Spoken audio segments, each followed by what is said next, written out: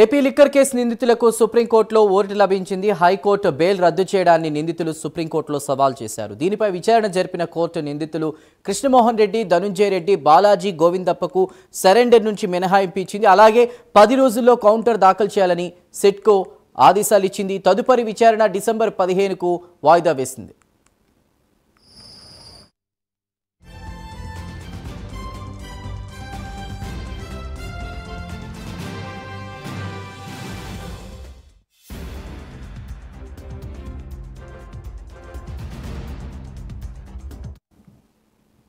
AP liquor case నిందితులకు సుప్రీంకోర్టులో ఊరట. ఈ అంశానికి సంబంధించి పూర్తి వివరాలని మా ప్రతినిధి రాజ్ కుమార్ అందిస్తారు. రాజ్ కుమార్, విచారణ జరిపినటువంటి కోర్టు ఈ అంశానికి సంబంధించి కృష్ణమోహన్ రెడ్డి ఎవరైతే నిందితులు ఉన్నారో ధనుంజయ రెడ్డి, బాలాజీ గోవిందప్పకు సరెండర్ నుంచి మినహాయింపు ఇచ్చినట్టు తెలుస్తోంది. మీ దగ్గర ఉన్న తాజా వివరాలేంటి?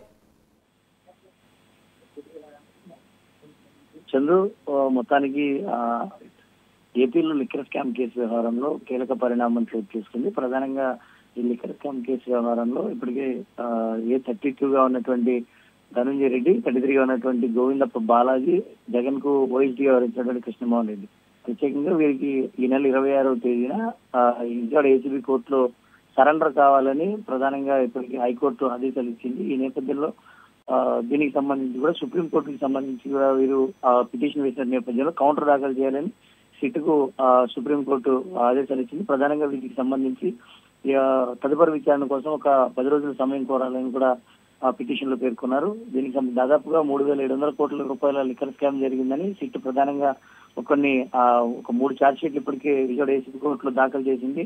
దాఖలు చేసినటువంటి నేపథ్యంలో ప్రధానంగా ధనంజయ రెడ్డి, కృష్ణమోహన్ రెడ్డి, గోవిందప్ప, బాలాజీ ఈ లిక్కర్ స్కామ్ వ్యవహారంలో ప్రధానమైనటువంటి పాత్రలు పోషించారు. సిట్టు ఇప్పటికే పలుమార్లు ఆరోపించినటువంటి నేపథ్యంలో మరి పూర్తి స్థాయిలో కూడా ఇప్పుడు వారిని మరి సరెండర్ కావాలని హైకోర్టులో సిట్టు కొన్ని ఆరోపణలు చేసినటువంటి నేపథ్యంలో మరి సిట్టుకు తదుపరి విచారణ కావాలని కోరినటువంటి నేపథ్యంలో మరి సిట్టు ఇచ్చినటువంటి ఆధారాలను పరిశీలించినటువంటి హైకోర్టు ప్రత్యేకంగా వీరిని సరెండర్ కావాలని తెలిపినటువంటి నేపథ్యంలో మరి ఎప్పుడైతే ఈ నెల 26 వరకు కూడా సమయం ఉంది కాబట్టి వెంటనే ఏదైతే సుప్రీంకోర్టులో ఎవరైతే నిందితులు ఉన్నారో ఈ కేసుకు సంబంధించినటువంటి 3 నిందితులు కూడా సుప్రీంకోర్టును ఆశ్రయించారు. వారికి అక్కడ ఊరట లభించింది. ఒక 10 రోజుల సమయంలో సిట్కు ఇప్పటికే నోటీసులు ఇచ్చింది. ప్రత్యేకంగా ఏదైతే పిటిషన్ కూడా దాఖలు చేయాలని చెప్పింది కాబట్టి మరి 3 నిందితులకు ఏదో కొంత ప్రస్తుతం ఊరట లభించింది. మరి సిట్టు ఏదైతే పిటిషన్ దాఖలు చేసినటువంటి తర్వాత మరి కౌంటర్ వేసినటువంటి నేపథ్యంలో మరి ఎలాంటి అంశాలు ప్రస్తావిస్తారనే దానిపైన కూడా సర్వత్రా ఉత్కంఠ నెలకొందని చెప్పి వచ్చింది.